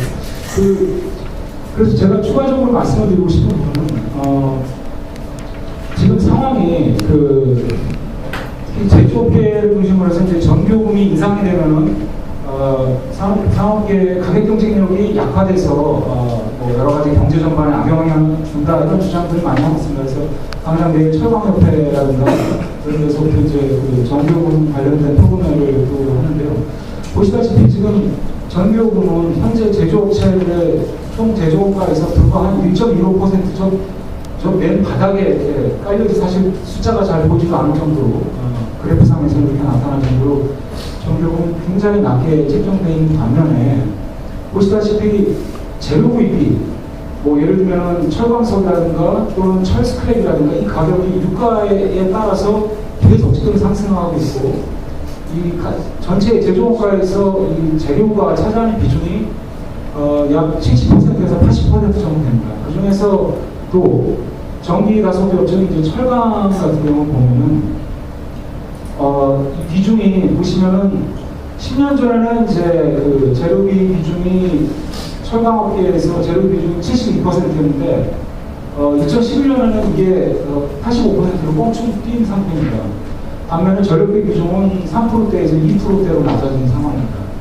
그렇기 때문에 사실은 지금 전기 다소비 업종들, 특히 철강이라든가 이런 업종들에 있어서는 전기요금을 동결하자고 주장할 것이 아니라 오히려 정부에게 이 제조업과 중에서 가장 큰 비중을 차지하는 재료비를 절감할 수 있는 여러 가지 정책들을 제안하는 것이 필요하지 않는가 생각이 됩니다. 예를 들면 지금 철스크랩이라든가 철광석 같이 이런 재료비를 1% 10%만 절약을 해도 산업용 전기요금의 약 34%를 절약하는 효과가 발생하게 됩니다. 그래서 이 굉장히 얼마 안 되는 전기요금을 가지고 지금 논의하기 보내면서 논의의 그 방향을 다른 방향에서 찾아야 되지 않겠는가 생각이 듭니다.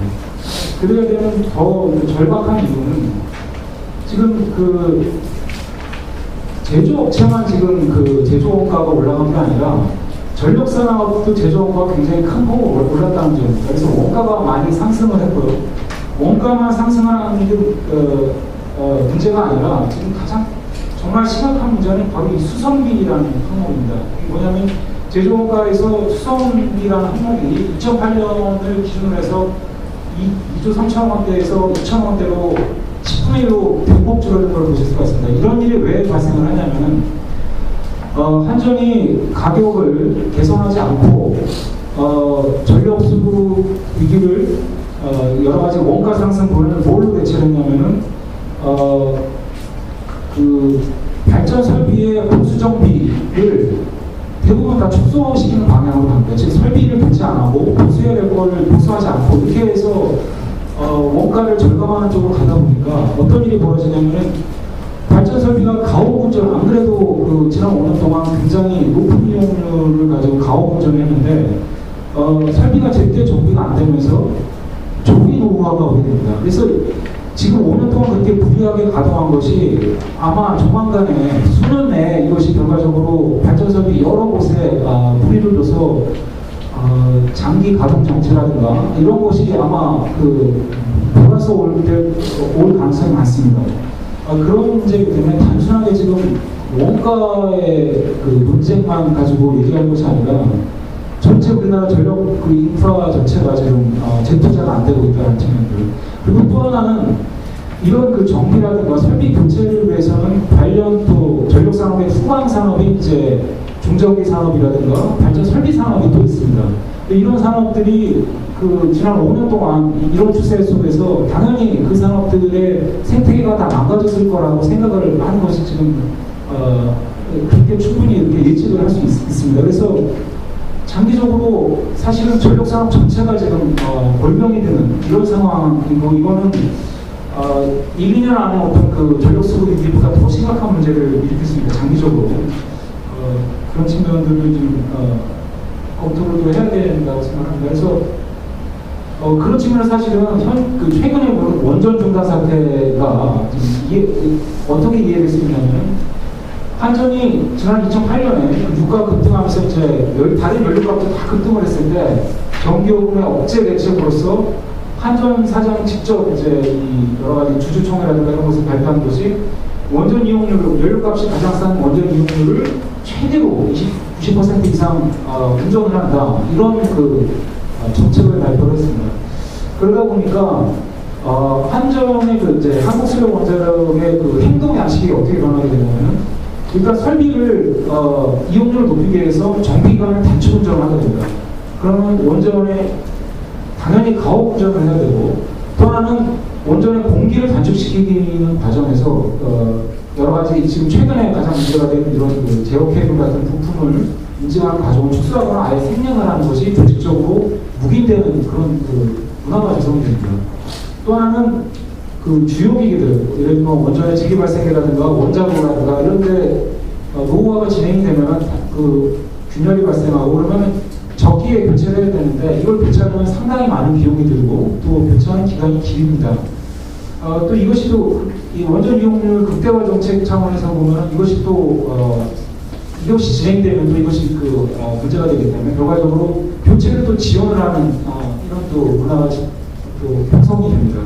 결과적으로 이런 것들이 한꺼번에 몰리면서 최근에는 뭐 제어 케이블 문제지만 사실은 이제 그 전에 훨씬 더 장기적으로 원전 중단되는 것들이 이제 물질 사업 같이 이런 그 주요 기기들 이 증기 발생기가 지금 증기 발생기 균열 때문에 사실 오래전에 교체를 했어야 되는데 이게 지금 그 뒤로 밀다가 결과적으로 2011년에 하필이면 또 이게 정전이 발생했을 때 그 시점에 이제 증기 발생기 교체 문제가 제기됐고 그래서 결과적으로 더 이상 가동이 못할 때 돼서 이제 교체를 했는데 그러다 보니까 준비를 안 하고 갑작스럽게 교체하다 보니까 결과적으로 무려 2년, 올해 8월 달에 이제 재가동을 하는 이런 상황을 맞이하게 됐습니다. 그리고 뭐 최근에 또 이것도 역시 연방사무부도 지난해 말에 문제가 돼서 올해 6월에만 이제 재가동을 7개월 동안 가동이 중단됐었는데, 결과적으로 정교금을 억제하는 정책이 결과적으로 전방위적으로 이 단순하게 그 어떤 그 요금의 어떤 소비자 간 요금 분배라든가 뭐 한전의 원가 수준의 문제가 아니라 뭐 적자나 이런 문제가 아니라 결과적으로 발전 설비 산업 모든 이 전력 산업의 전방 양쪽에서 많은 문제를 일으키게 된다, 이렇게 볼 수 있습니다. 그래서 지금 상황은 단순하게 몇 개 전기 가소비 업종의 어떤 그 원가를 그 가격 경쟁력을 맞춰주기 위해서 원가 그 전기요금을 원가 이하로 공급한다거나 이런 그 추세를 지속해서는 안 될 상황이고요. 또 다른 하나는 한전의 지금 원가 회수율을 가지고 지금 예를 들면은 그 산업계가 주장하는 것이 한전의 원가 회수율 기준으로 보면은 지금 뭐 거의 100% 가까이 된다, 95% 정도 도달했다. 그래서 주택용에 비해서 산업용이 이제 더 부담을 하기 때문에 이제 더 이상 요금을 올려서는 안 된다, 이런 주장을 하고 있습니다만, 현재 한전 요금 규제 체계 가지고 지금 이 문제를 다루게 되면은 그 우리가 큰 그림을 못 보게 되고, 또 한전의 요금 규제 체계 자체도 궁극적으로 개선을 해야 될 상황에 있습니다. 그래서 아까 보여드린 것처럼 예를 들면 한전이 지금 발전설비 보수비를 절약을 해서 지금 원가를 절감하고 있는데, 그거 결과적으로 나중에 가서 우리가 더 큰 피해로 국민들에게 더 부담이 되는 상황이 도래하기 때문에, 어차피 지금 한전의 원가 회수율도 근본적으로 뜯어고쳐야 되는 상황이라고 봤을 때, 이걸 기준으로 지금 우리가 요금을 고민해서는 안 됩니다. 그래서 궁극적으로는 발제자께서 이미 앞서 이제 발표하셨겠지만, 이제 그 현재 가장 큰 문제가 되는 유류 가격과의 어떤 그 균형을 다시 맞추는 쪽으로 가지 않으면은 우리가 있는 그 앞으로 계속 전력 수급난을 겪을 수밖에 없다, 이런 그런 말씀을 마지막으로 드릴게요. 마치겠습니다. 감사합니다. 고맙습니다. 좀 강조한 포인트는 좀 다르지만 토론하신 전문가들의 공통된 관점들이 많이 녹아들고 있습니다. 오늘 지금 모두 말씀드린 것처럼 우리가 시민운동의 관점에서 에너지 가격, 전기, 유익, 가격과 세제 문제를 다루고 말씀드렸는데, 시민운동이나 소비자운동의 일차적인 목적은 시민과 소비자의 힘이 있습니다. 물론 국가는 사회공동체 전체 수송 가능성도 연대에 두긴 하지만 소비자는 시민들의 편에 일차적 관심을 갖게 되는데, 그 편익이라는 게 단순히 가격 또는 비용을 절감하는 측면으로 보는 것이 아니고 안전의 문제, 그런 소비자의 선택권이라든가 품질이라든가 편의라든가 여러 요소로 구성이 되어 있고, 이것들을 잘 협력할 수 있도록 하는 것이 소비자 시민의 편익을 강화시키는 것이 되겠죠. 예를 들면 아무리 가격이 낮아도 지난 여름처럼 쓰고 싶을 때 최소한 가격 쓰기 힘든 그런 상황이라고 하면 소비자 편익을 구현하지 못하는 상황이 되겠죠. 그런 관점에서 본다면 발제자와 토론자의 말씀들이 지금 전기 가격 체계와 유류 가격 체계가 왜곡되어 있어서 좀 바꿔야 되겠다. 전기세나 원자력이나 석탄이든 세대 신설이든 그걸 좀 가격을 현실화 상향시키는 조치가 필요할 것 같고, 상황에서 유류세를 휘발유 같은 경우는 가격세율을 조정해서 대폭 낮추고 전반적인 유류세를 이해하는 그런 부분이 필요합니다. 그런 말씀을 전달드립니다. 근데 그래서 이제 시민사회 관점에서 보면 유류세를 낮추는 것은 가격세율을 이해하는 부분이기 때문에 조세적인 부합된다고 볼 수 있습니다. 또 당연한 가스처럼 서울시청이 주로 이용하는 에너지원의 가격을 낮추면 결과적으로 소득의 일정성을 좀 개선하는 그런 효과가 있습니다. 그런 측면에서 보면 이것은 시민소비의 편익이 항상 부합되는 그런 그런 관점에서 이게 한 가지 요소만 지금 집중할 수는 없고 두 가지를 동시에 좀 가야 될 것 같은데 그럴 경우 당연히 전기요금을 현실화하거나 꼭 상향하는 조치가 필요한데 이 부분에서 당장 산업용 전기요금을 접근할 경우에 원가 상승, 원가 생산 원가 부담 또 논란이 나타날 수 있습니다.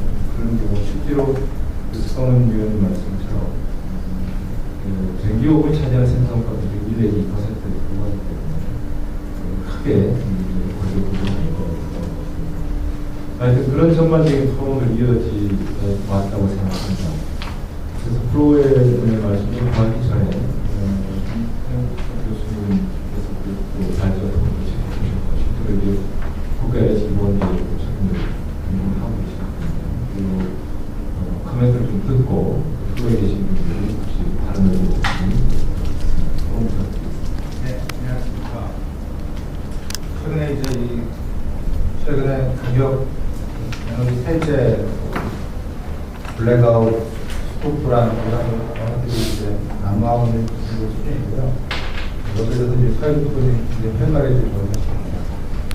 아주 간단히 말씀드리자면 가격인데 가격이 크게 두 가지입니다. 우리가 돈을 내면 필요한 돈을 내면 두 가지인데 하나가 이제 공급 원가 혹은 뭐 적정 판매가 뭐 이런 얘기입니다.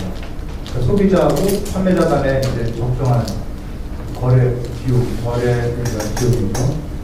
이 용어가 여러 가지 다른데 석유류 같은 경우에는 그것이 이제 경쟁 가격이기 때문에 뭐 담합이 어떻게 하지만 어쨌든 경쟁 가격으로 정해지는 가격이 있고 그리고 우리가 1,000원을 내면 500원이 이제 말씀드린 시장 가격입니다.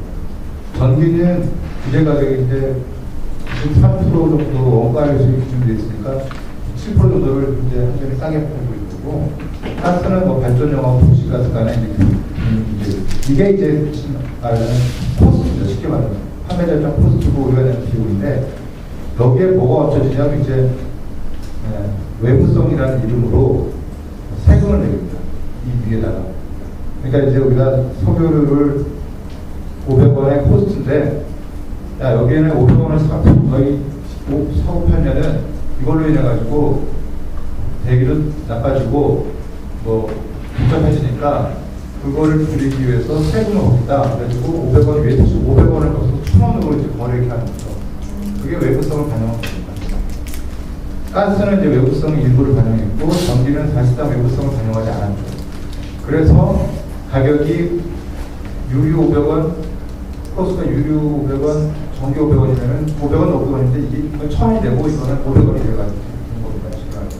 원래는 유류 500원이고 생산 단가가 전기가 1,000원이니까 예전에 이랬는데 여기 세금이 거꾸하면서 점점 바뀐 거죠. 그래서 외부성 부분이 그러니까 공급 원가나 이런 부분은 외국이 많지 않습니다. 생각보다. 그러니까 전기 부분의 한 70% 정도 현재고 그냥 발전용하고 도시가스 간의 교차 보조로 인한 불균형 문제 이 정도가 이제 심하게 되고 지금 현재 문제되는 것은 외부성을 반영하는데 폭중되게 외부성 반영하다 보니까 문제가 생긴 거예요. 왜 예전에 왜 문제가 없었느냐? 예전에는 전기 분야 전기와 관련한 외부성이 작았어요.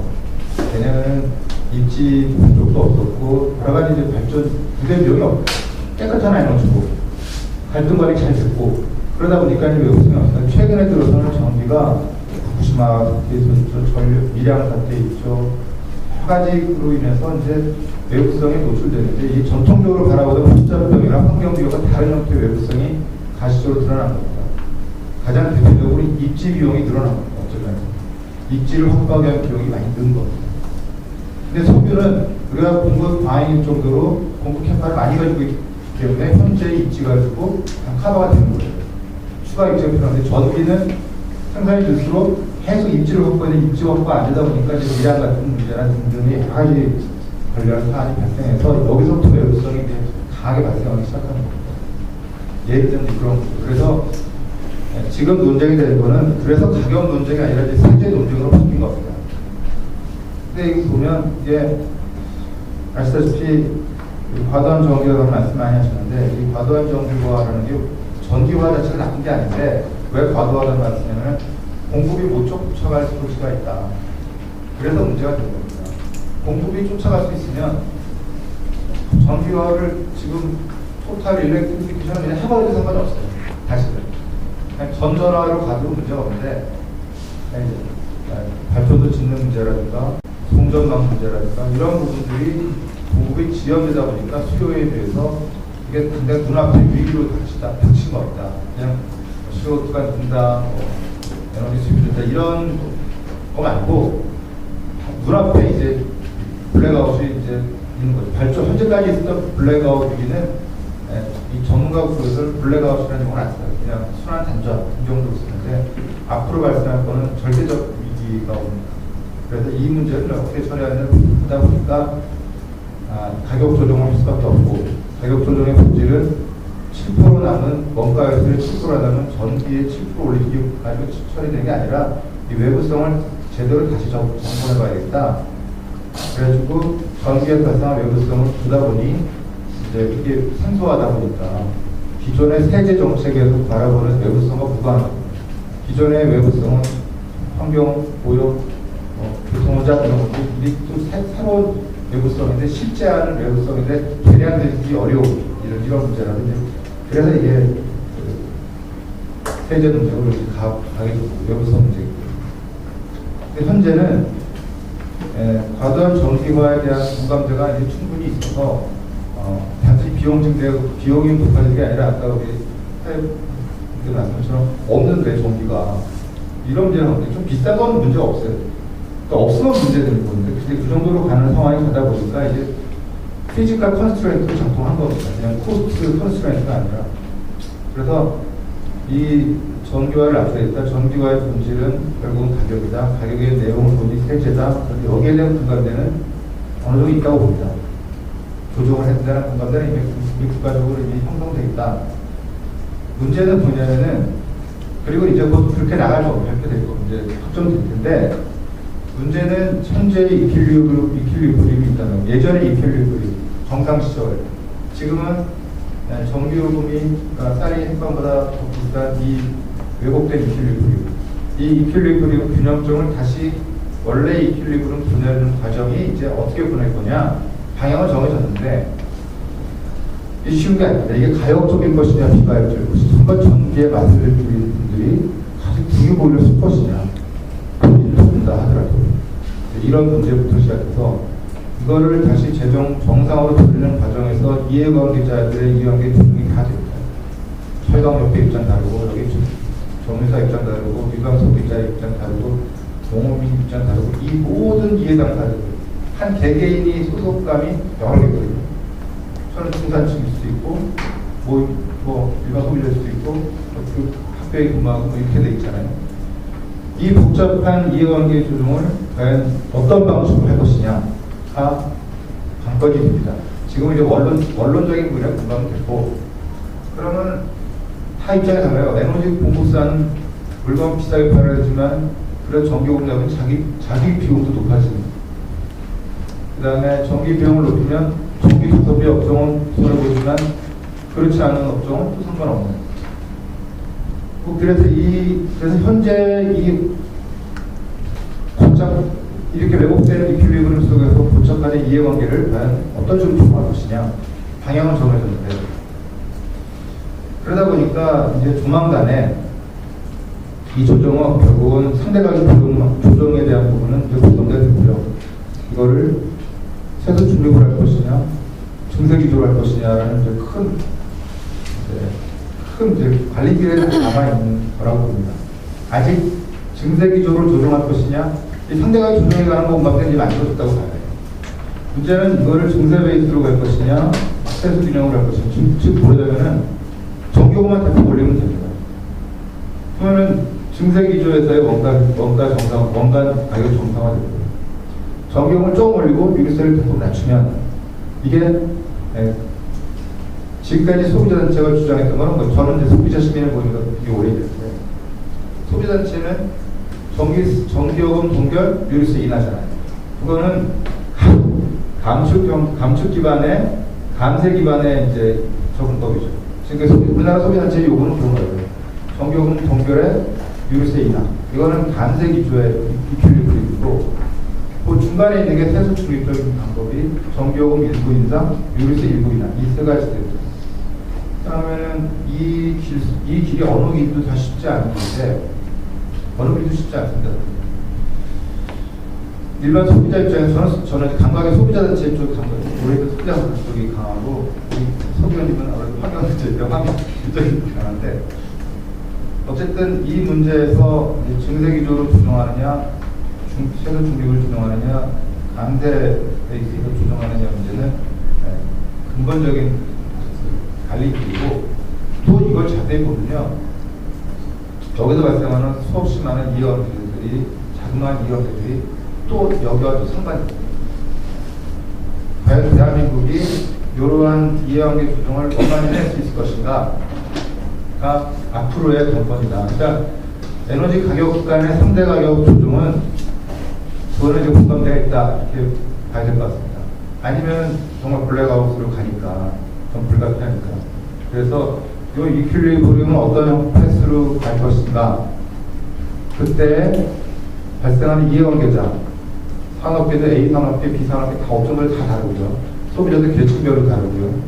부분별로 누가 먼저 이 문제에 대한 스케줄도 마찬가지입니다. 빨리 갈 거냐, 이 변화를 빨리 보낼 거냐, 천천히 보낼 거냐.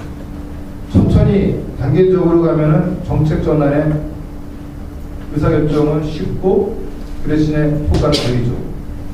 빨리 보내면 정책의 수용성은 낮으니까 정책 자체가 좌초할 가능성이 높고 당위성은 높고, 그래서 이 부분의 가장 현명한 패스가 무엇일 것이냐에 대한 부분이 아마 곧 이제 이번에 민간 거버넌스가 이 발표한 다음에 가장 뜨겁게, 뭐 소비자체가 가만히 있을 수는 없지 않습니까? 그래서 그럼 이제 증세 기조로 가게 되면은 갈 가능성도 현재로서는 많은데, 이 부분에 대한 것이 앞으로 논의가 되고, 소비자단체가 이 상대 가격 조정에 관한 부분에 현재 깊이 들어와 있지 않기 때문에, 서비스시장 감사에서는 좀 했었지만, 아까 상당한 기대를 하고 있습니다. 이런 요청도 말씀드리겠습니다. 좋았습니다. 블랙아웃이다. 아마 우리가 이제 순환 정전을 경험한 상태에서 이 블랙아웃이 어떤 상태에서 예측 불가능합니다. 사회가 전기가 없으면 아무 사회가 분단한 시도가 아니라 사회 기반 시설도 다 붕괴되는 그런 현상까지도 상상해 주시는데, 어쨌든 그런 상태를 염두에 둬야 되는 상황입니다. 몇 년 전에 요한계 16에 대해서 이제 일부 갑작스런 가게나 이런 정전 사건이 발생했을 때 소비자를 대신해서 한전을 상대로 손해배상 청구하는 것이 있었습니다. 강제적인 순환 방송은 전혀 무관한 그런 조치가 무엇인지 사실 책임을 물을 수도 없는 그런 상황인데, 이런 블랙아웃 상황, 그것은 염두에 두게 그런 상황이 와서 뿐만 아니라 동시에 그 순환 반전이나 블랙아웃을 예방하자는 측면만이 아니고요. 에너지를 합리적으로 사용하고 에너지원의 어떤 합리적인 분산이나 이런 것들도 당연히 염두에 두고 이 에너지 세제 가격 정책으로 논의가 되어야 될 것 같습니다. 오늘 쭉 흐름들을 지켜보시면서 우리가 토론을 들었는데, 마지막으로 짧게도 패널들의 코멘트를 듣고 마지막에 교수님 말씀을 참고된 드린 것 있으면 저는 없고요. 오늘 좋은 말씀 많이 들었습니다. 감사합니다. 한김 회장님은 자꾸 이 교수님도 우리 소비자한테 이제 나서야 된다. 뭐 그런 얘기 하는데, 저도 오늘 드라이브인데요. 출발일까봐 한 30분 됐을까요? 이거는 이제 말씀하셨지만 소비자한테 수시거나 여러 단체에서 조금 긴급하게 그 유류세 인하에 대해서 얘기를 했는데, 그러나 지금 반영은 되지 않고 있습니다. 이 세제 개편 논의를 할 때 말씀하신 것처럼 제일 우려가 되는 게 사실은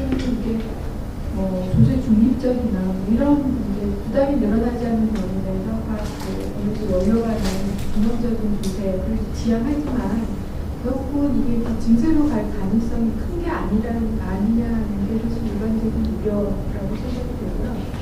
또 이게 조세 중립적으로 가더라도 이해 당사자가 여러 가지 예외가 있으니까 어떻게 정말 설득할 거냐 이거에 문제가 있는 것 같은데 지금까지 정부에서는 에너지 가격, 특히 전기 가격이 싸기 때문에 많이 쓴다라는 방향으로 계속 소비자들에게 많은 산업계에도 많이 쓴다, 과소비다라는 것만 계속 주장을 하고 있었다는 게 사실 받아들이는 사람의 입장에서 설득이 안 되는 그런 내용이라고 생각됩니다.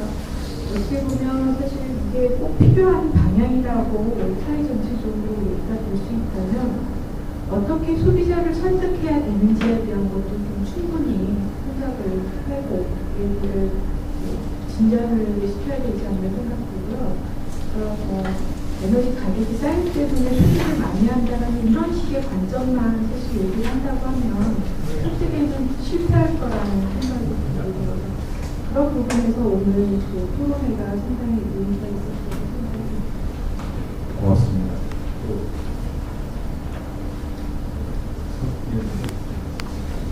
저는 이제 사실 아까 박찬석 교수님께서 잠깐 말씀하시는 것처럼 지금 분명히 이게 그 부문 간에 그러니까 이 주택 예를 들면 주택 부문하고 산업 부문하고 분명히 차이를 두고 우리가 봐야 된다고 생각합니다.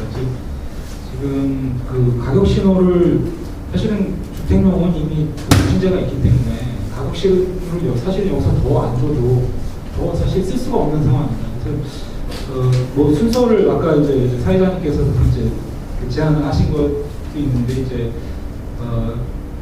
중요한 건 가격 신호와 특히 장기적인 투자를 결정해야 되는 부분이 이제 산업 부분이기 때문에 장기적인 투자를 한 번 하면 또 되돌이킬 수가 없기 때문에 이런 그룹들에게 분명한 신호를 주는 게 필요하고 주택용은 그런 그 결정, 어떤 비가역성의 문제 이런 게 없기 때문에 그리고 또 말씀드린 것처럼 그 누진제라는 문제가 있기 때문에 일단은 용도 그 분야별로 뭐라고 해야 될까요? 부문별로 산업용과 주택용을 좀 우리가 나눠서 접근해야 되지 않겠는가. 그리고 그 소비자들, 일반 소비자들 입장에서도 전체 지금 전기요금을 정상화되는 시점에서 이것이 또 이걸 그러니까 소비자만 손해 뭐라고 해야 될까요? 근데 그거는 제가 그냥 생각하면 알 것 같고 하여튼 그래서 한 각 부문별로 좀 서로 속도를 다르게 해서 요금 정상화하는 것이 필요하지 않겠는가 그렇게 제안을 드렸습니다. 네, 한마디로 현재의 구도는 전기 면세, 석유 중과세 이런 상황인데 이 수급 문제의 해결을 위해서는 전기과세, 석유과세의 정책 방향 전환이 반드시 필요하다고 생각이 들고요. 그리고 추가적으로 말씀드리면 우리나라의 유류세 수준이 과연 어느 정도일까.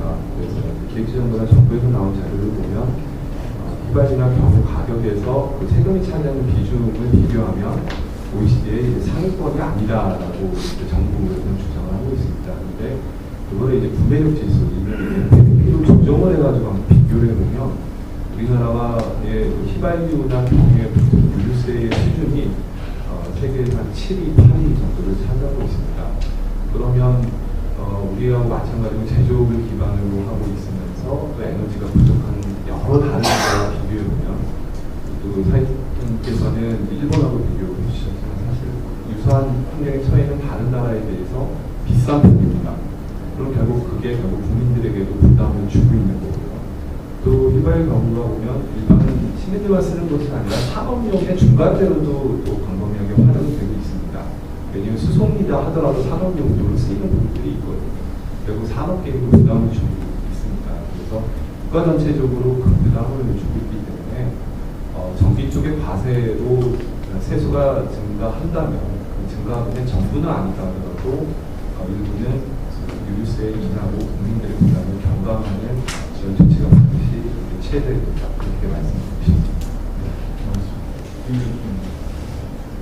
요즘 최근에 이제 우리나라의 가장 뜨거운 이슈 중에 하나가 이제 도시지 관련 층세 논쟁인데 이게 자칫 이 논쟁이 이제 그 문제가 이제 섞이면 어떤 또 일이 발생할까라는 우려가 생깁니다. 그래서 에너지 조정은 목표가 한데 블랙아웃 복지 중에 가장 핵심은 결국 에너지 아니겠습니까?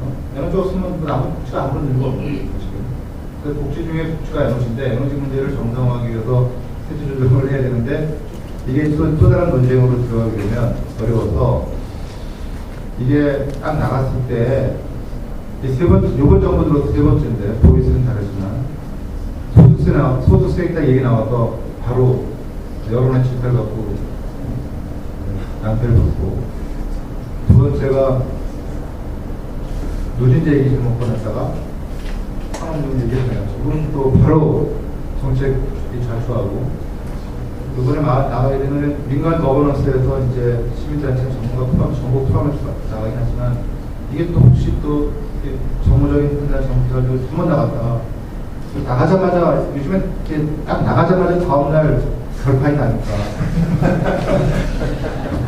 그런 우려가 상당히 같이 거버넌스를 운영하고 논의하는 분에서는 이게 한 바퀴 나갔다가 이게 한 방이 깨지면 이게 어떻게 될까 이런 우려가 있어서 이게 이번에 우리가 만든 거버넌스가 좀 작았나 나도 보니까 Y도 들어왔어야 되는 거버넌스 소열 시작이 약간 약해서 그런 좀 우려가 있습니다. 그럼에도 불구하고 실제로 이 문제가 굉장히 중요한 문제고 비용 부담하고요 물량 부담은 다른데요. 비용이 증가하는 것은 나왔어요. 그러니까 유가가 20불 시절에 100불 올라가면 나라가 다 망한다 그러는데 100불도 망하지 않았습니다. 다만 오일 쇼크 1차 2차는 비용 쇼크가 아니라 물량 부담이어서 물량 자체가 없는 상황이었습니다. 전기가 현재 그런 식으로 갈 가능성이 있어서 불가피하게 반드시 처리해야 되는 것이고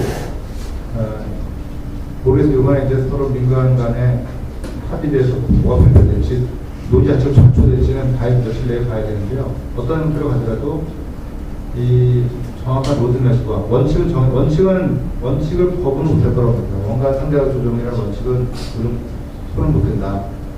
그러면은 그걸 어떤 패스로, 어떤 속도로, 어떤 모드로, 기조로 조정할 것이냐에 대한 부분이 하반기, 내년에 이제 3차 세제개편까지 해서 10월 달부터 내년 상반기, 하반기까지 뜨거운 대한민국의 이슈가 될 가능성이 높습니다.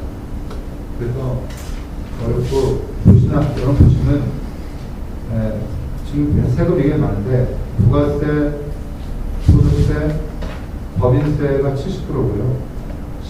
15, 6%가 에너지세입니다. 그러니까 사실 에너지세는 네 번째 세입니다. 네 번째. 이 네 번째 세에 증세 가능성이 많은 건데. 그러니까 세수상 국면에서 당연히 이거는 아주 좋은 찬스고. 그리고 이런 부분이 일단 나오기 때문에, 훈련처럼 어차피 자동으로 이제 들어오실 수밖에 없을 거라고 보고, 좀 들어오실 때, 논의에 들어오실 때, 조금 좀, 이렇게, 심사숙고하셔서, 들어와주세요.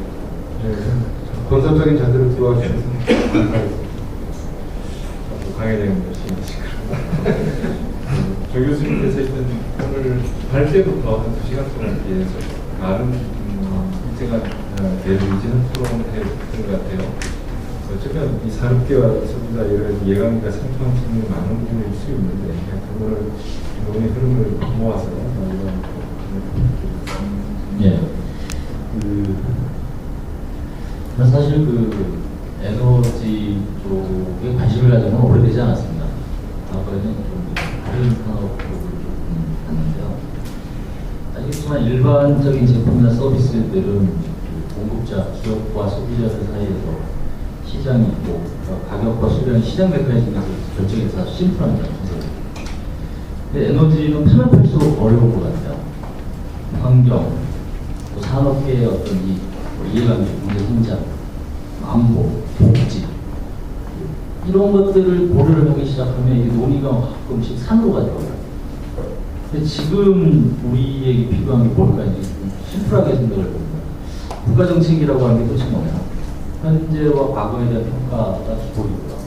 그리고 미래에 대한 계획입니다.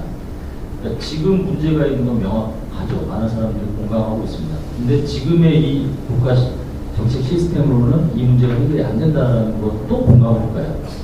그렇다면은 이제 우리가 해야 될 문제는 어떤 큰 원칙을 이제 다시 이 현재의 문제를 해결하고 미래에 야기될 문제를 방지할 수 있는 방안으로 갈 수 있는 원칙을 정하는 거라고 저는 생각하거든요. 그 과정 속에서 어떤 뭐 아주 디테일한 문제들은 그 다음 문제인 것 같아요.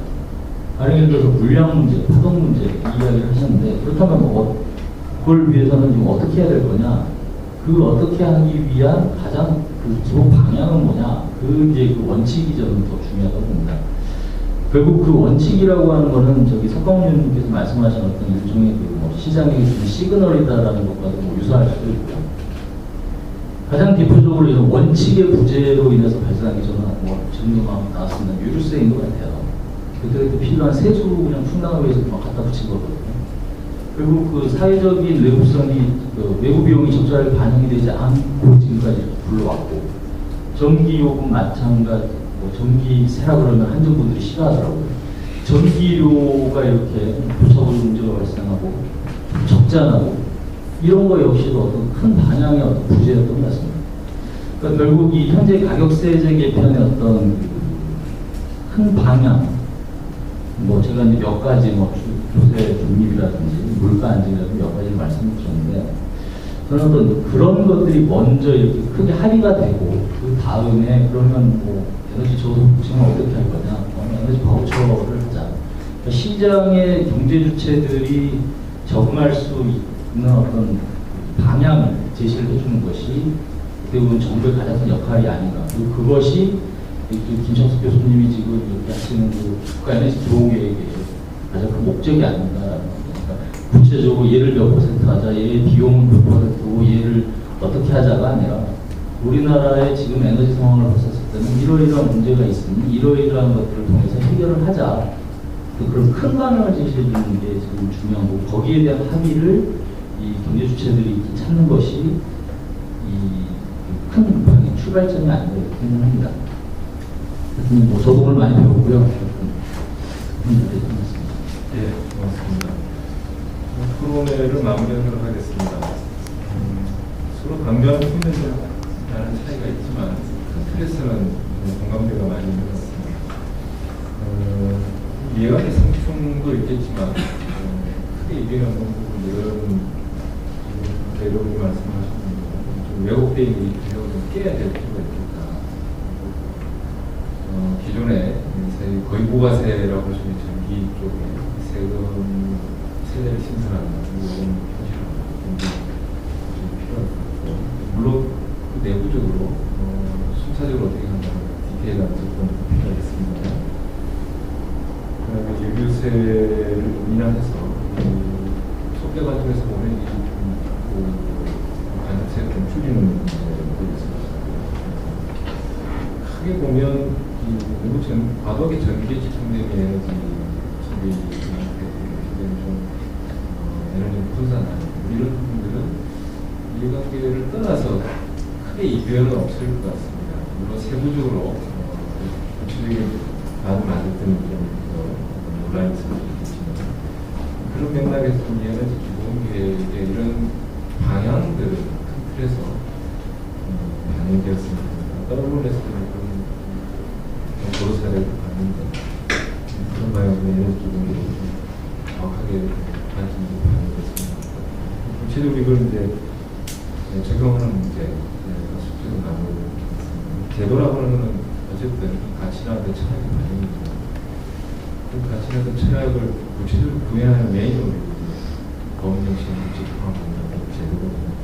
그런데 이것을 어떻게 만들어 가느냐는 단순한 이해관계 조정 이전에 기본적으로 어떤 가치나 철학을 구현한다는 차원에서 중요한 것 같아서 시민들의 어떤 성별을 가지면서 보면 오늘 논의된 내용들이 좀 잘 반영되는 계획, 방향, 구체적인 실행에 대한 이런 차근차근 진척되었으면 하는 그런 바람으로 토론회를 마친 것 같습니다. 에너지 안 쓰려고 에어컨 안 틀려고 했는데 기온도 26도까지 가고 요즘 만추에 에어컨도 틀어가면서 토론회를 진행했습니다.